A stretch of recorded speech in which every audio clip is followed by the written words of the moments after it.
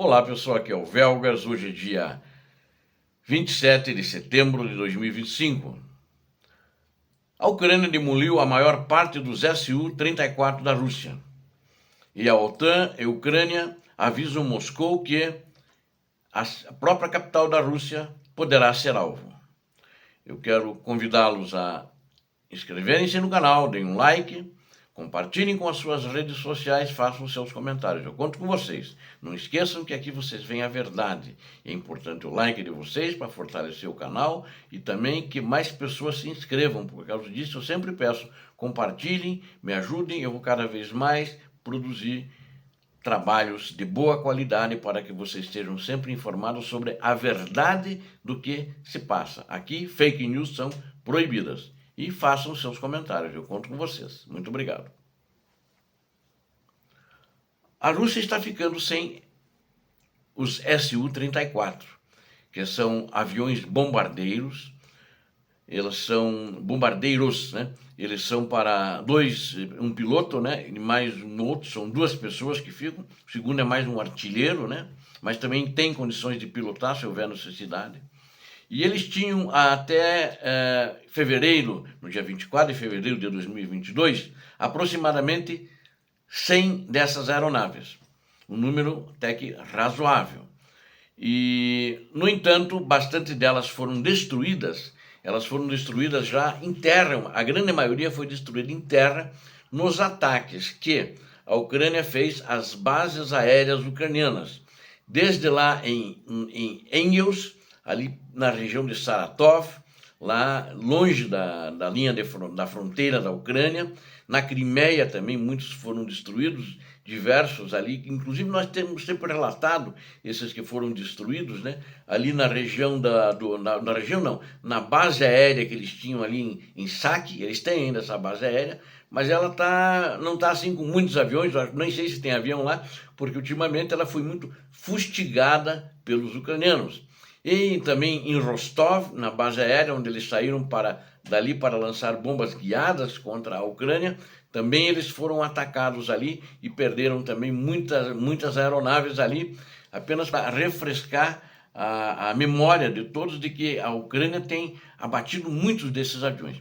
Inclusive, esses Su-34, no primeiro ano dessa segunda escalada da invasão criminosa da Rússia, no primeiro ano eles faziam incursões na Ucrânia com voos não a alta altitude. Eles voavam baixo e eles eram interceptados por mísseis Stinger, né? Que são mísseis que você tira do ombro, e eram derrubados. E diversos deles foram derrubados assim pelas tropas ucranianas. O míssil Stinger é um míssil americano que foi fornecido pelos Estados Unidos da América, e a Ucrânia ainda usa esse míssil, só que não está usando muito. Ela tem, mas não usa porque agora raras vezes que eles aparecem pela Ucrânia. Qualquer avião o russo, ou seja, hoje a Ucrânia domina o espaço aéreo da Ucrânia propriamente dito, né? E em diversas regiões, ou seja, eles perderam muito. Então, desses 100, eles devem ter aproximadamente a metade, segundo as informações recebidas ontem, né? O dia 25 agora, eu relatei ontem, né, no dia anterior, que era dia 25 de setembro, os russos também, os ucranianos abateram um desses S-34 ali na região de Zaporizhia, né? E que ele vinha justamente para atacar, como eu relatei, mas eu quero aproveitar para comentar, dar mais detalhes do que como isso aconteceu, porque eu já dei o final da novela, né? Eu disse que metade já não existe mais, só tem aproximadamente metade, aí principalmente que eles não estão fabricando, né? Porque a aviônica é toda americana ou europeia, né? Peças, né? A aviônica é americana, mas tem muitas peças que são componentes de todo o avião, mais de 200 componentes que eu ontem noticiei, eles vêm da Europa e da Inglaterra e outros países, né, e dos Estados Unidos. Então, eles não têm mais como fabricar. Como as primeiras sanções já atingiram a Rússia, atingiram também a parte da indústria de aviação. Então, eles não conseguem, não estão fabricando avião por falta de componentes, né? Esse é um fato e um fato real. E o que os ucranianos, para esse que derrubaram ontem, deixa eu contar para vocês essa história, eles fizeram uma emboscada, né, para esse avião. Os militares da Força Aérea Ucraniana fizeram uma emboscada. E ele foi atingido durante o voo, né? E quem atingiu foi o F-16, né? E que agora eles têm uma quantidade maior, pelo que me consta, tem um número maior não divulgado do que aqueles que eles já receberam. Parece que já receberam mais esse ano. Então eu estimava entre 20 a 25, segundo informações já é talvez mais de 30, mas não tenho certeza, isso é uma dedução minha pelo que estava para vir, né? Então ele já tem uma quantidade, não digo assim abundante, mas já tem melhor, dá mais segurança para a Ucrânia. A única questão é que eles, na realidade, como é que eles fazem essa emboscada? Tem que ter uma coordenação, né? E eles estão, porque a Ucrânia recebeu aviões radares, né? Que nem aviões radares, que nem os americanos têm aquele Hawks, né? Aqueles grandes que voam a 10 mil, 15 mil, 20 mil metros, né? E ficam observando todo o teatro de operações. A Ucrânia recebeu da Suécia dois, né? Dois desses aviões. E um deles estava voando bem alto, acima de 15 mil metros, e eles detectaram que vinha vindo um avião na direção justamente de Zaporizhia. Aí foi alertada as bases aéreas da Ucrânia, levantou o voo um F-16 para ir de encontro a essa aeronave, né? Mas na realidade ele não apareceu, ele levantou o voo e manteve uma baixa altitude para não ser identificado, esse F-16, pelos radares da Rússia, né? E de fato não foi. Então quando chegou na altura, vamos dizer assim, ideal de tiro, que não errava, ele deu uma subida rápida e lançou um míssil contra a aeronave russa.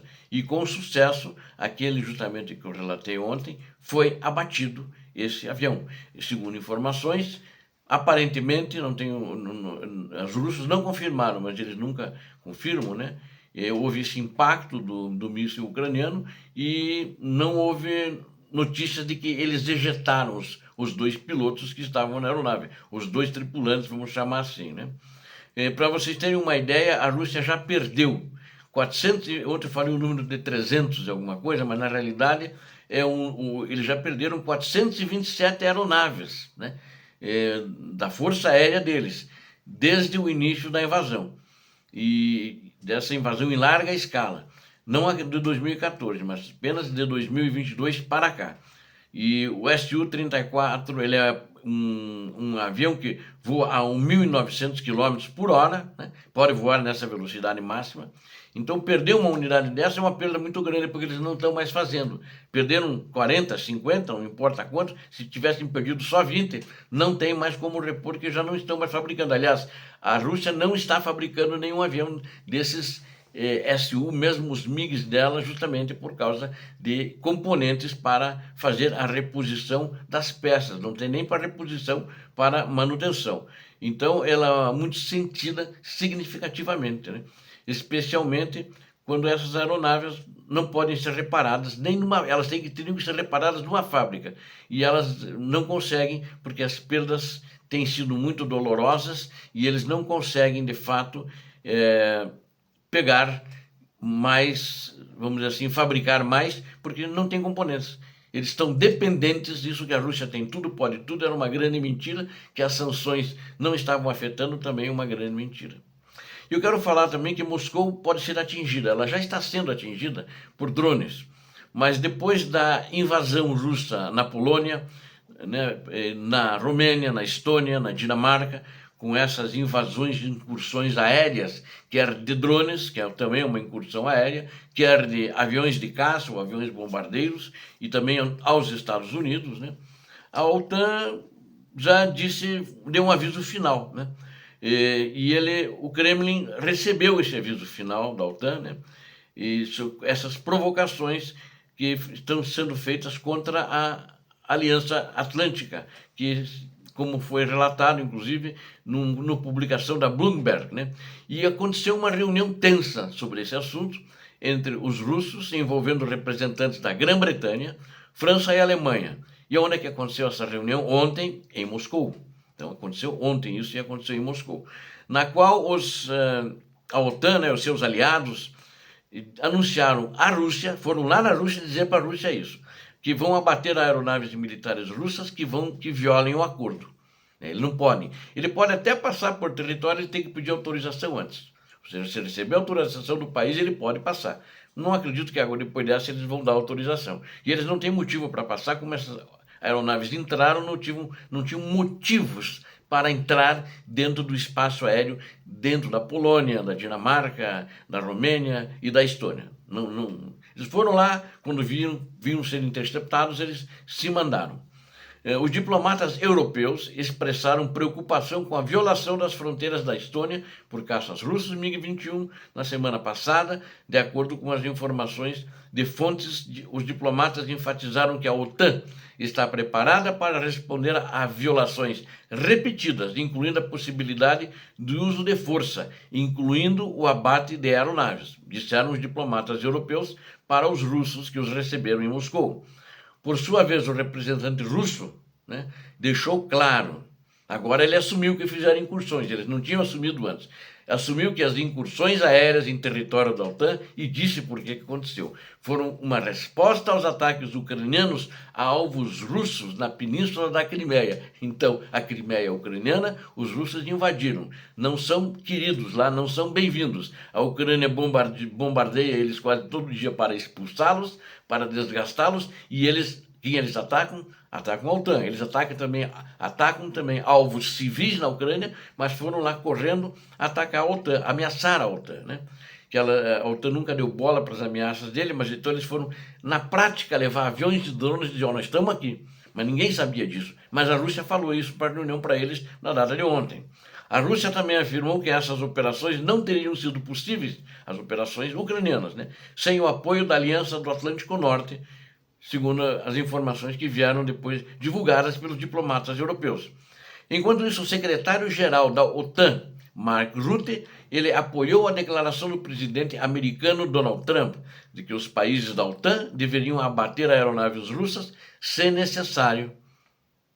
E ele falou para a Fox News, o Mark Rutte, né, que as Forças Armadas da Aliança estão prontas para realizar tais tarefas. Sabemos como fazer isso há mais de 40, 50 anos, desde os tempos soviéticos, diz ele, observou o secretário-geral. Ou seja, então a escalada de discurso aumentou, inclusive da parte da OTAN. Tanto que eles foram avisar lá em Moscou, dizer para eles o que eles vão fazer.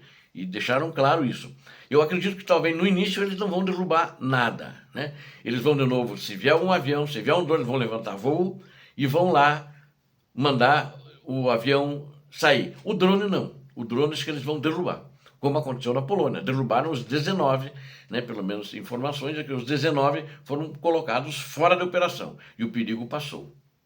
E em todos os países vão fazer isso. Agora, a Polônia diz que não vai nem consultar a OTAN. Se ele vê que na Bielorrússia está vindo drone na direção da Ucrânia ou da Polônia, porque ele vem para a Ucrânia, e depois de lá ele nem fica na Ucrânia, ele vai para a Polônia, como aconteceu essa vez. Eles vieram da Bielorrússia, ele já vai abater os drones na Bielorrússia. Falou isso, de qualquer maneira. E também falou, no outro lado da Ucrânia ali, onde ele também faz divisa com a Polônia, eles vão abater também. O que vier de uma outra direção, sendo russo, não importa se vai para a Ucrânia ou para a Polônia. Eles vão abater já na Ucrânia os drones que estiverem lá. Porque por ali vai ser muito difícil de aparecer aeronaves, porque as aeronaves se vierem dali é porque daí a guerra já começou mesmo. Aí a guerra já envolvendo toda a Europa. Então, na realidade, ele falou isso em relação aos drones, ou seja, a Polônia não vai aceitar, em hipótese nenhuma, drones naquela direção delas. Vai abater, inclusive, sobre o território bielorrusso, ou mesmo sobre o território ucraniano. Obrigado a vocês que assistiram esse vídeo, conto com vocês. Inscrevam-se no canal, deem um like. Compartilhem com suas redes sociais, façam seus comentários, eu conto com vocês. Fortaleça o canal, ajude o canal, eu dou para vocês aqui o melhor das informações verdadeiras acontecidas.